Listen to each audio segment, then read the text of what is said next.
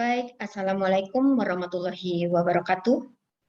Perkenalkan, saya Eliza, SPD Escape MCAT, dosen tetap di Tikes Nantongga Lubu Alung, yang saat ini sudah berubah bentuk menjadi Universitas Sumatera Barat pada bulan April 2021. Saat ini saya akan menjelaskan tentang teknik pengajaran pada mata kuliah yang saya ampu, yaitu mata kuliah Manajemen Keperawatan yang pelaksanaannya pada semester genap. Sebagai seorang dosen, saya harus tetap menjalankan Tridharma perguruan tinggi, yaitu terkait dari pengajaran, penelitian, dan pengabdian masyarakat. Pada video kali ini, saya akan menjelaskan tentang teknik pengajaran pada salah satu mata kuliah yang saya ampu, yaitu mata kuliah Manajemen Keperawatan, yang disampaikan meliputi deskripsi singkat, metode pembelajaran, dan luaran yang diharapkan. Deskripsi mata kuliah ini adalah membahas cara mengelola sekelompok perawat dengan menggunakan peran dan fungsi manajemen untuk dapat memberikan asuhan keperawatan kepada klien pada tatanan pelayanan keperawatan di tingkat ruang rawat di rumah sakit dan di tingkat keluarga, yaitu di puskesmas dan masyarakat sesuai dengan standar nasional dan internasional. Aspek penting yang harus menjadi perhatian adalah kemampuan bekerja sama dalam mencapai tujuan organisasi. Konsep dasar dari peran dan fungsi manajemen dibahas secara bertahap dalam setiap pertemuan. Pembahasan ditekankan pada implementasi peran dan fungsi manajer unit perawatan. Untuk mencapai kemampuan tersebut, mahasiswa akan mendapatkan topik-topik pembelajaran yang akan dibahas selama 14 kali pertemuan dalam satu semester dengan menggunakan media online. Dengan topik yang pertama, itu membedakan berbagai teori, tipe kepemimpinan, peran dan fungsi manajemen keperawatan dalam pengelolaan manajemen asuhan keperawatan. Yang kedua, itu menyusun perencanaan manajemen keperawatan suatu unit ruang rawat sesuai dengan tahapan penyusunan perencanaan dan standar akreditasi pelayanan. Yang ketiga, menetapkan kegiatan fungsi pengorganisasian sesuai dengan prinsip pengorganisasian. Yang keempat, merencanakan ketenagaan keperawatan sederhana yang sesuai dengan kebutuhan ruang rawat. Yang kelima, mengaplikasikan kegiatan manajemen ruang rawat pada fungsi pengarahan. Yang keenam, menyusun upaya pengendalian mutu asuhan dan pelayanan keperawatan. Yang ketujuh, memainkan peran dalam proses konferen dan timbang terima sesuai dengan konsep manajemen. 8. Merencanakan penyelesaian konflik dalam pelaksanaan asuhan pelayanan keperawatan ruang rawat. Proses pembelajaran dilakukan melalui metode pembelajaran aktif berupa diskusi, berbasis pertanyaan dan masalah, presentasi, role play, dan belajar berdasarkan hasil studi lapangan. Baiklah, setelah kita tahu bagaimana gambaran tentang mata kuliah yang saya ampu, selanjutnya saya akan menjelaskan bagaimana teknik mengajar saya dengan metode delivery, interaction, dan assessment. Strategi yang saya gunakan dalam menyampaikan perkuliahan kepada mahasiswa yaitu pertama itu penyampaian dengan menggunakan referensi textbook melalui slide yang digunakan. Yang kedua itu pembahasan case study. Mahasiswa diminta untuk menyelesaikan studi kasus dan membuat rangkuman pada kelompok presentasinya yang akan disajikan dalam diskusi kelompok setiap minggunya. Selanjutnya, strategi yang kedua yaitu interaction. yaitu bagaimana saya berinteraksi dengan mahasiswa menggunakan saluran berkomunikasi. Berkomunikasi di dalam kelas, saya selalu memotivasi mahasiswa untuk berpartisipasi aktif, mengemukakan pendapat, bertanya, sehingga komunikasi bisa berjalan dua arah antara dosen dan mahasiswa. Begitu juga sebaliknya. Kemudian mengemukakan pendapat, bertanya, sehingga komunikasi tercipta dengan baik. Yang biasa digunakan dalam pelaksanaan grup pembelajaran, yaitu saya menggunakan grup WhatsApp yang khusus untuk mata kuliah manajemen keperawatan. Sehingga dalam informasi pembelajaran kita informasikan di dalam grup pembelajaran tersebut. Yang terakhir itu tentang metode asesmen, di mana diawali dengan perkuliahan, di awal perkuliahan saya itu sudah menjelaskan kepada mahasiswa tentang kontrak perkuliahan. Penilaian yang akan mereka dapatkan selama 1 semester. Dengan penilaian yang pertama itu kehadiran. Kehadiran wajib itu 10%. UTS 25%, UAS, ujian akhir semester itu 30%, tugas 20%. Kemudian ada praktek dan studi kasus yang mana pada mata kuliah manajemen keperawatan ini mahasiswa diberikan penugasan bagaimana dia sebagai manajer, sebagai kepala ruangan, sebagai katim, sebagai perawat primer itu akan kita berikan penugasan-penugasan sehingga diberikan dia penilaian nantinya 15%. Demikianlah penjelasan saya tentang salah satu mata kuliah manajemen keperawatan yang saya ampu dan telah saya laksanakan, dan berikut cuplikan tentang pelaksanaan pembelajaran yang saya lakukan.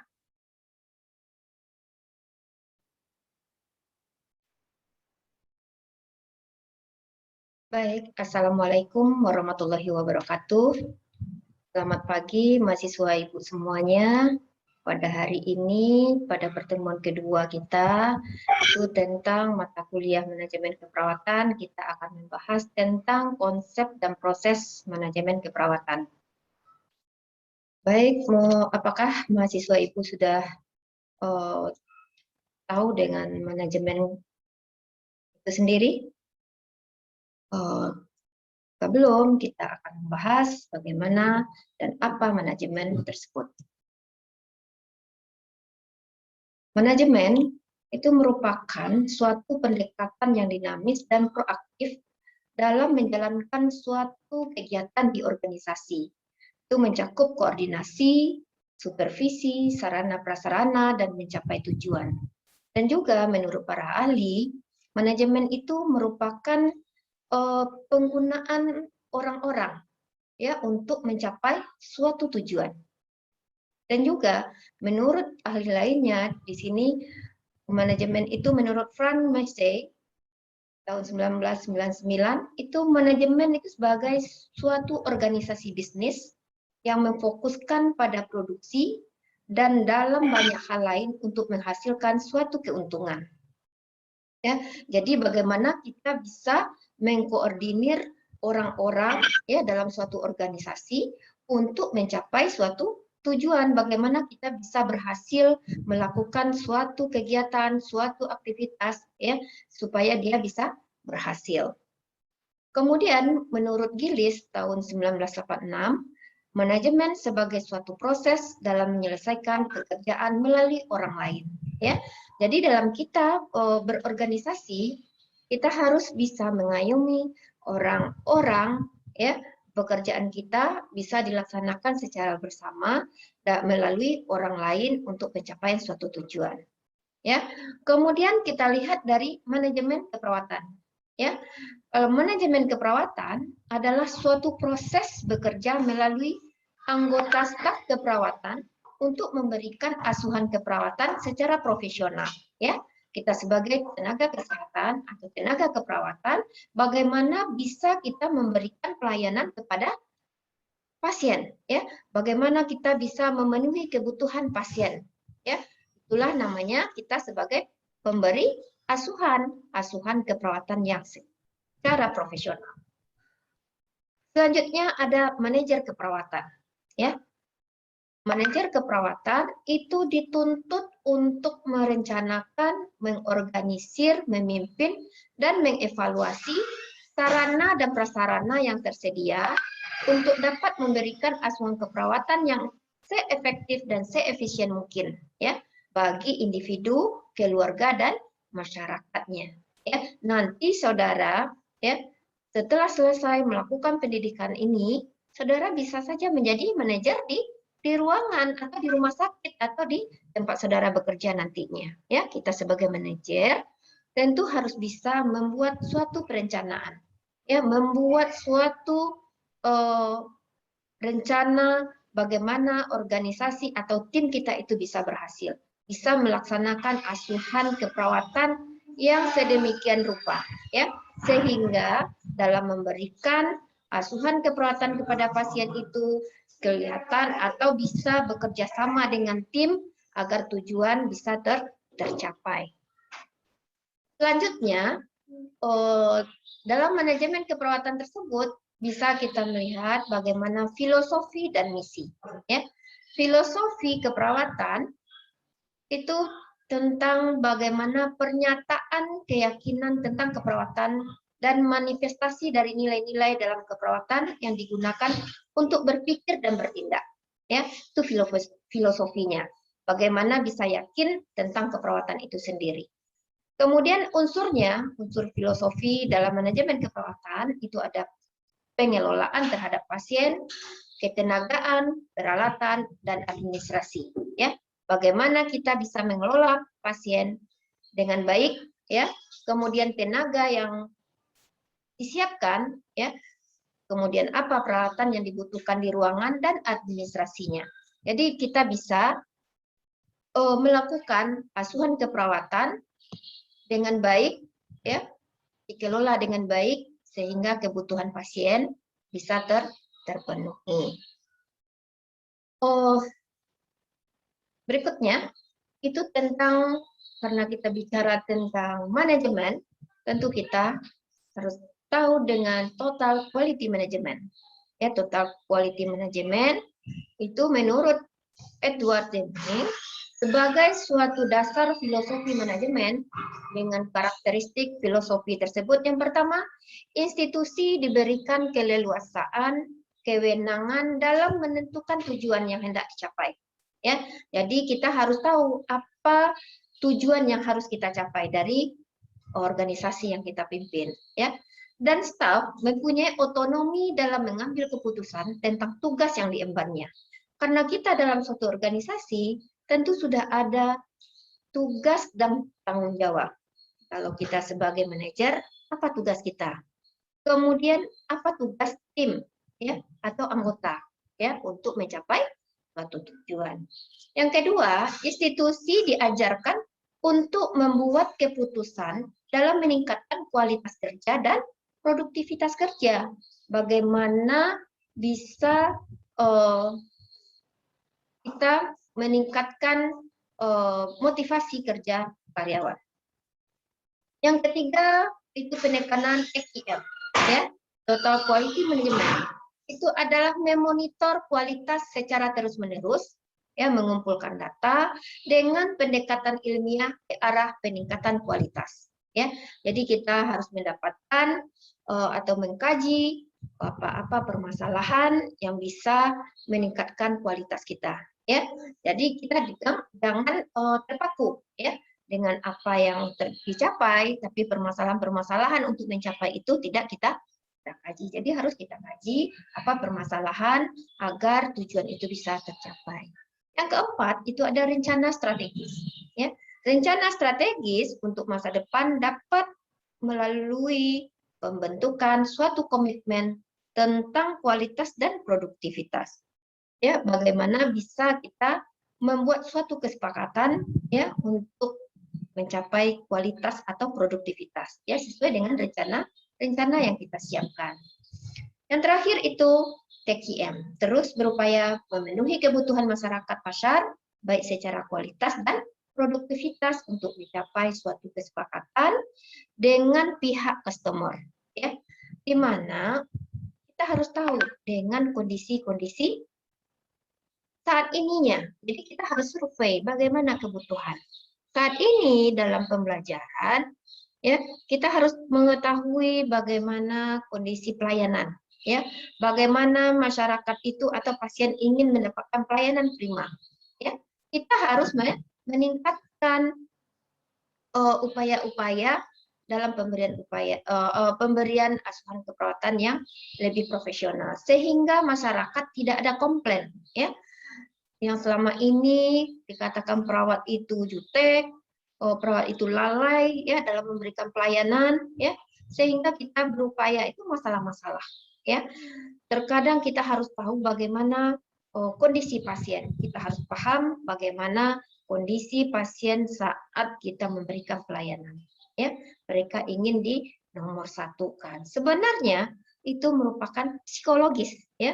Bagaimana sikap kita untuk memberikan pelayanan semaksimal mungkin, sehingga timbul rasa kepuasan dari pasien dari pelayanan yang kita berikan. Selanjutnya, filosofi pelayanan keperawatan pada tatanan klinik dan rumah sakit.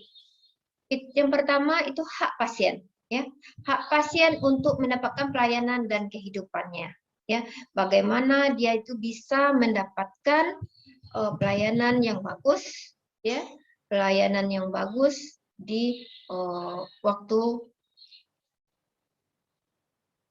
mendapatkan asuhan. Yang kedua, itu setiap pasien harus dihargai, ya, tanpa membedakan agama, suku, warna kulit, status, dan jenis kelamin. Jadi karena dia keluarga kita, karena dia orang penting, ya, orang yang kita idolakan, ya, harus seperti ini. Jadi kita tidak ada perbedaan, tidak sama untuk memberikan pelayanan, ya. Dihargai pasien sesuai dengan kebutuhannya, ya. Jadi kita tidak bisa membeda-bedakan. Ketiga, itu asuhan keperawatan yang diberikan harus ditujukan pada pemenuhan kebutuhan individu, ya.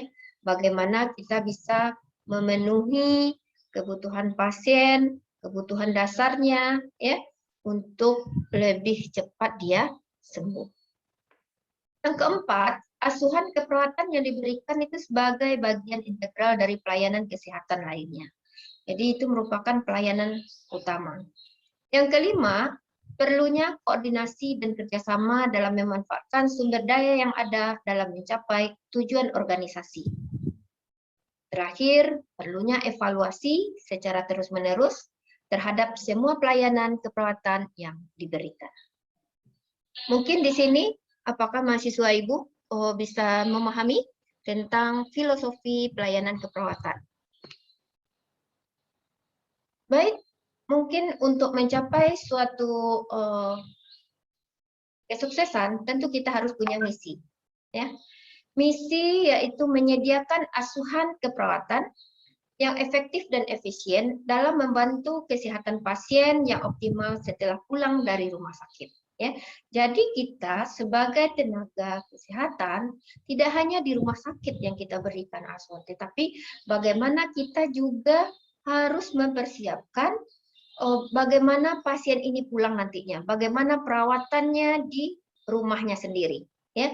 Jadi harus diberikan penjelasan jika nanti Bapak setelah pulang dari rumah sakit, ini yang harus Bapak lakukan, ya.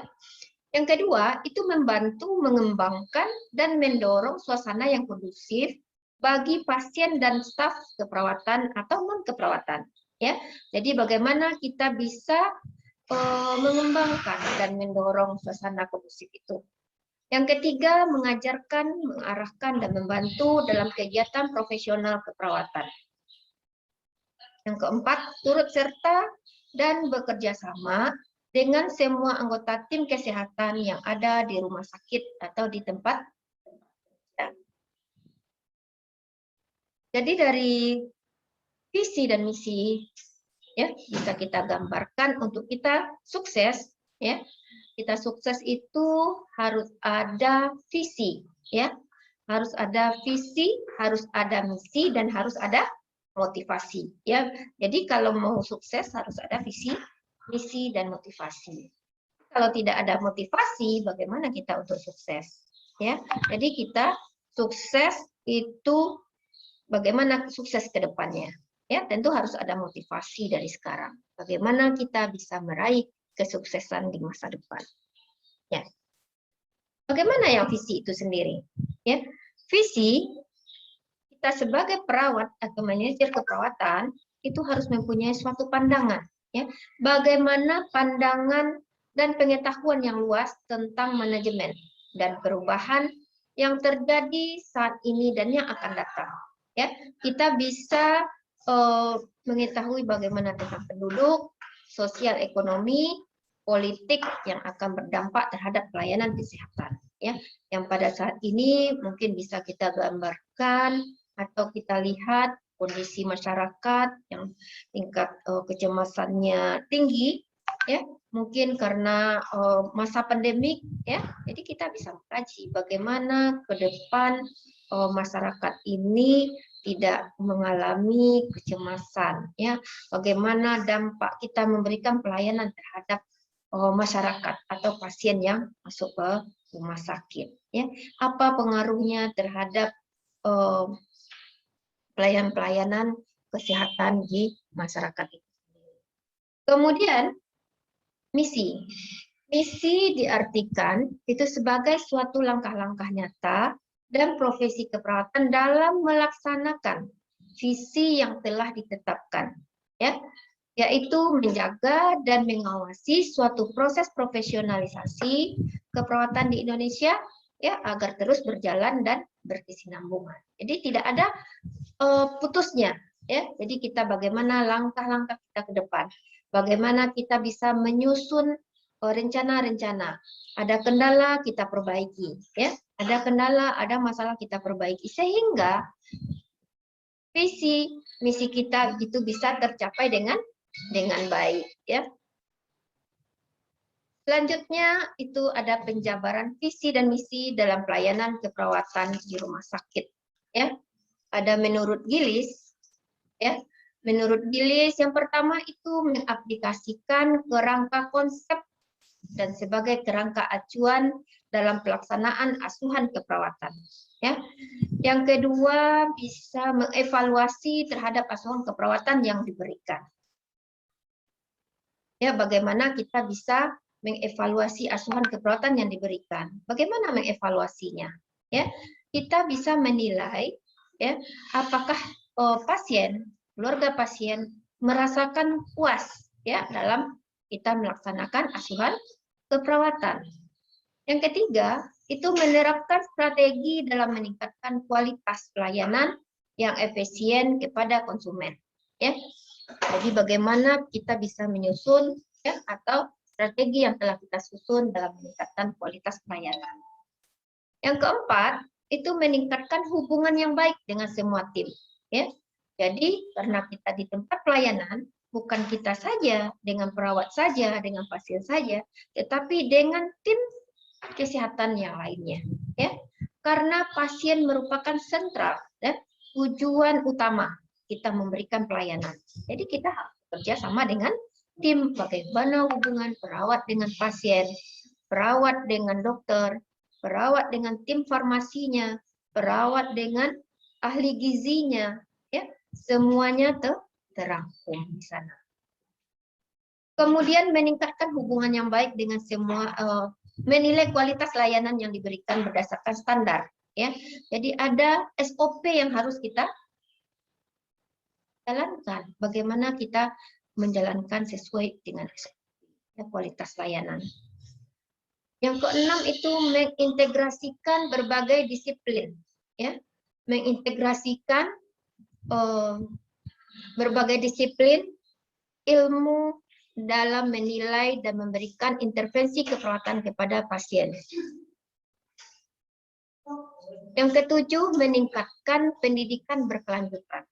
Jadi kita sebagai tenaga kesehatan yang sudah dinas, mungkin bisa melanjutkan pendidikan ke tingkat yang lebih tinggi. Kalau dia masih D3, lanjutkan ke sarjana. Sarjana mungkin lebih bisa meningkatkan dengan S2-nya. atau mendapatkan materi-materi pelatihan, ya, bagaimana bisa mendapatkan ilmu-ilmu yang terbaru. Selanjutnya, itu yang ketujuh, berpartisipasi secara aktif dalam perubahan model asuhan keperawatan dan peningkatan kualitas pelayanan. Ya, bagaimana bisa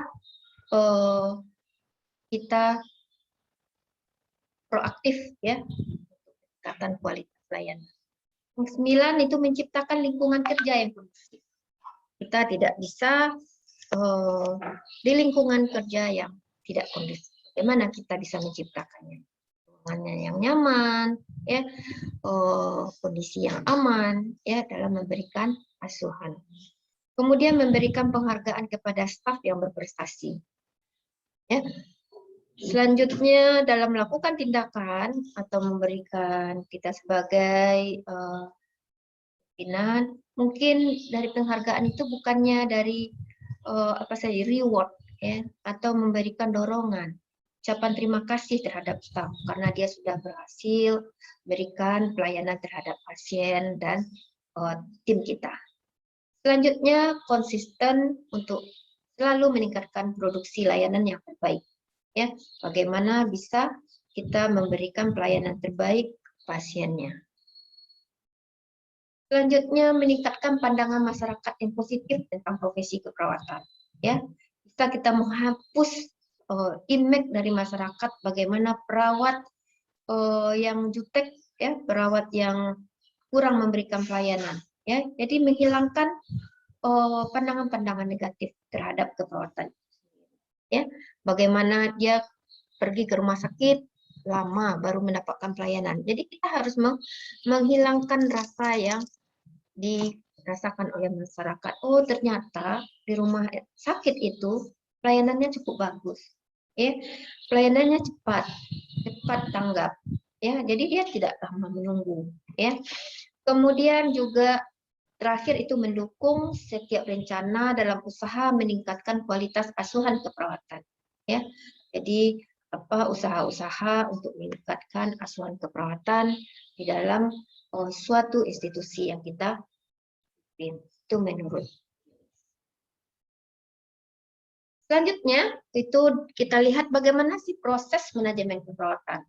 Proses manajemen keperawatan di sini kita juga sejalan, ya, sejalan dengan proses keperawatan. Ya, apa itu proses keperawatan? Saudara sudah belajar dalam proses keperawatan, ya, mata kuliah lain itu ada pengkajian, ya, ada diagnosa keperawatan, ada intervensi, ada implementasi, dan ada evaluasi. Pada proses manajemen keperawatan, pengkajian akan sejalan dengan pengumpulan data. Pertama itu pengkajian dan pengumpulan data, di mana manajer tidak hanya mengumpulkan informasi tentang keadaan pasien, tetapi juga harus mengkaji data institusi, ya, atau rumah sakit atau puskesmas yang mereka pimpin. Apa yang dikajinya? Pertama itu tentang tenaga keperawatan. Berapa jumlah tenaga keperawatan?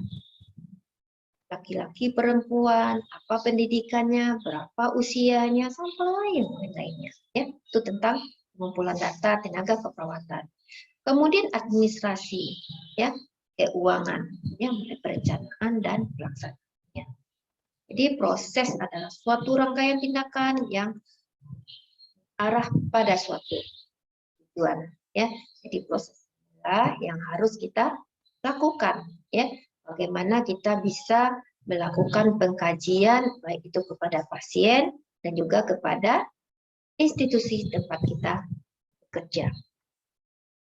Bagian akhir dari proses itu membebaskan gejala. Apa permasalahannya, ya? Yang kedua, mengeliminasi. Jadi kita apa risiko-risiko yang akan muncul dalam mencapai suatu tujuan, ya. Kemudian pencegahan atau komplikasi, ya. Kita bisa mencegah apa yang akan terjadi, ya. Yang terakhir itu ada argumentasi pengetahuan.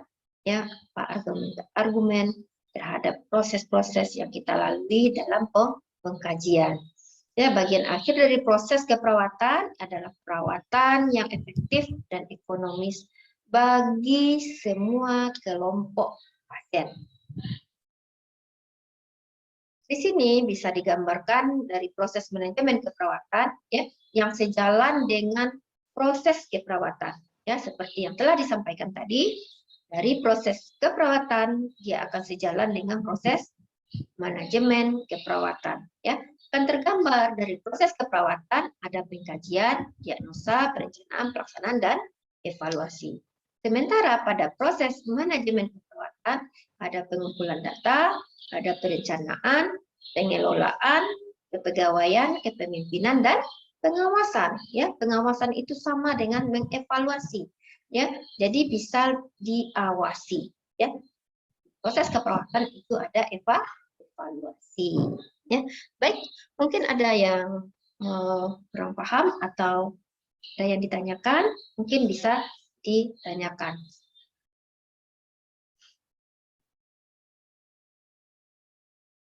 Itu yang kedua, kita lanjut. Yang kedua itu tentang perencanaan. Perencanaan itu menyusun suatu perencanaan yang strategis dalam mencapai suatu tujuan organisasi yang telah ditetapkan. Ya, apa rencana yang telah kita susun? Ya, bagaimana kita untuk mencapainya? Ya, yang pertama itu menentukan kebutuhan asuhan keperawatan kepada pasien. Ya, yang kedua itu menegakkan tujuan. Apa tujuan yang harus kita capai? Yang ketiga itu mengalokasikan anggaran belanja. Ya, dalam institusi, dalam organisasi, apa alokasi anggaran. Yang keempat, itu memutuskan ukuran dan tipe tenaga keperawatan yang dibutuhkan. Dan yang terakhir itu membuat pola struktur organisasi. Ya, jadi dalam perencanaan suatu organisasi inilah yang harus kita lakukan. Apa yang kita butuhkan dalam pemberian suatu asuhan, ya, dalam lingkup organisasi kita. Ya, maksudnya di sini kita ingin mengelola satu ruangan. Ya, apa kebutuhan dalam kita melakukan asuhan keperawatan? Apa tujuannya? Ya, apa anggaran yang dibutuhkan? Ya, berapa alokasi anggaran yang harus dibutuhkan? Kemudian bagaimana tipe tenaga keperawatan yang dibutuhkan? Apakah di sini harus tenaga cukup D3 keperawatan, nurse-nya, ya, perawat yang profesional, kemudian atau perawat yang terlatih, ya. Kalau dia misalnya di ruangan ICU, ya, tentu akan berbeda tingkat kebutuhan tenaganya dengan ruangan interne, ya. Kalau interne mungkin bisa dengan perawat biasa, ya. Tetapi untuk di ruangan khusus itu harus ada tipe tenaga keperawatan yang harus pendidikan khusus, ya, khusus pelatihannya, ya, khusus pembelajaran ICU. Kemudian baru kita susun pola struktur organisasi. Selanjutnya itu pelaksanaan, ya, dalam pelaksanaan manajemen keperawatan itu memerlukan kerja melalui orang lain, ya. Tahap implementasi di dalam proses manajemen itu terdiri dari bagaimana memimpin orang lain untuk menjalankan tindakan yang direncanakan. Ya. Jadi dalam pelaksanaan ini, manajer itu membutuhkan tim-tim, ya, orang-orang ya, yang bisa menjalankan apa yang telah dilaksanakan atau apa yang telah direncanakan. Apa tindakan yang harus dikerjakan. Inilah kita bisa menggambarkan bagaimana fungsi dari pimpinan, ya, bagaimana fungsi dari manajer itu sendiri, ya. Manajer bagaimana dia bisa memimpin suatu organisasinya, ya, bisa berkomunikasi dan bisa memberikan motivasi, ya, bagaimana dia bisa mengayomi suatu organisasi atau suatu manajemennya untuk mencapai tujuan yang baik. Yang keempat, itu evaluasi. Evaluasi itu tahap akhir dari proses manajerial, itu mengevaluasi seluruh kegiatan yang telah dilakukan. Apa tindakan yang telah dilakukan, kita nilai, ya. Kita berikan nilai sejauh mana staf itu mampu melaksanakan perannya sesuai dengan kebutuhan, ya. Apakah itu ke pasien atau ke tujuan organisasinya yang telah ditetapkan, ya. Apa faktor-faktor yang bisa menghambat atau mendukung dalam pelaksanaan mencapai tujuan, ya. Jadi dari evaluasi ini bisa kita menilai apakah sesuai perencanaan dengan pelaksanaan. Bagaimana hasilnya? Apakah pasiennya puas, ya? Apakah organisasinya maju, ya?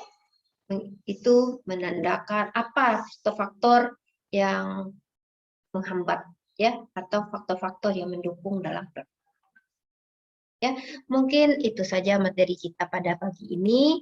Kalau ada pertanyaan, bisa kita diskusikan nantinya. Mungkin saya akhiri pertemuan kita hari ini dengan mengucapkan wabillahi taufiq wal hidayah. Assalamualaikum warahmatullahi wabarakatuh. Terima kasih.